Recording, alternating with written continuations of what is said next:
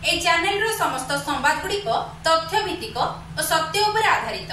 तेणु ए चैनल को आपण देखंतु, लाइक शेयर सब्सक्राइब करंतु। 24 तारीख पर्यंत मत्स्यजीवी को समुद्र मना। प्रतिकूल पाग पई मत्स्यजीवी माननकु समुद्र बारण करा जायछि। बंगोपसागर रे सृष्टि होइतिबा लघुचाप प्रभाव रे समुद्र अशांत रहिबो। एथिपई मत्स्य विभाग पक्षरु एही कटकणा जारी करा जायतिबा कथा चंदनेश्वर सहकारी मत्स्य अधिकारी तथा सामुद्रिक संप्रसारण अधिकारी अनंत कुमार जेना सूचना दैछन्ति। विवरणीरू प्रकाश भारतीय पाणीपाग विभाग सूचना एवं ओडिशा सरकार मत्स्य विभाग निर्देश क्रमे समस्त डंगा मालिक मत्स्यजीवी और कमिटीर कर्मकर्ता एही सूचना दिया जायछि। लघुचाप प्रभाव रे आसंता 24 तारीख पर्यंत प्रबल वर्षा हेबो और समुद्र अशांत रहिबो बोली विभाग सूचना दैछन्ति।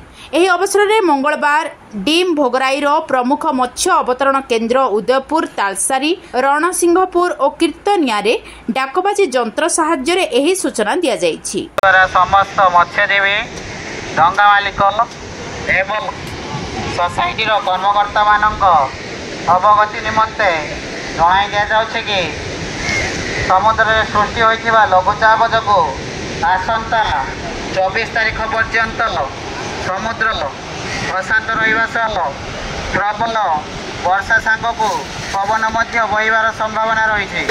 सेथिपाई आसंता 24 तारीख पर्यंत समुद्र मध्य को माछ धरिया पाई जांतु नहीं एवं निज निजर डंगा और जाल को सुरक्षित स्थान में रखा सह निजे सुरक्षित स्थान में रुहतु।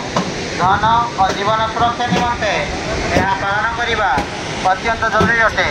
सहकारी मत्स्य अधिकारी सामुद्रिक संप्रसारण चंदनेश्वर। बालेश्वर जिला भोगराईरू भगवान चंद्र बेहेरा रिपोर्ट सत्य संधान।